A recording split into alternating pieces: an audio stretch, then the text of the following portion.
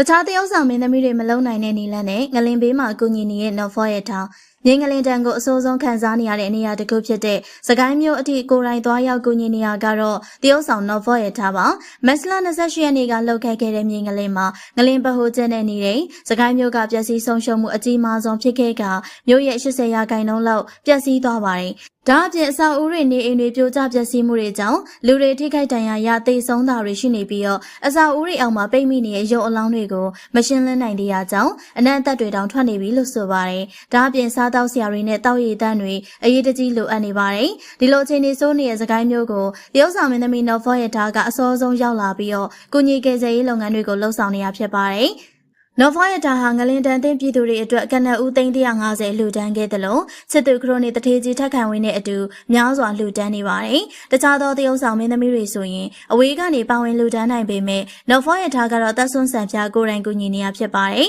။အစောပိုင်းမှာတော့နော်ဖော့ရဲ့တာကိုလွှမ်းပိုင်ကိစ္စနဲ့မကြည့်ကြပေမဲ့အခုခါမှာတော့နော်ဖော့ရဲ့တာဟာငလင်ဘေးမှာပြည်သက်တွေရဲ့အသေးနှလုံးကိုအပိုင်သိမ်းလိုက်ပြီးဖြစ်ပါတယ်ရှင်။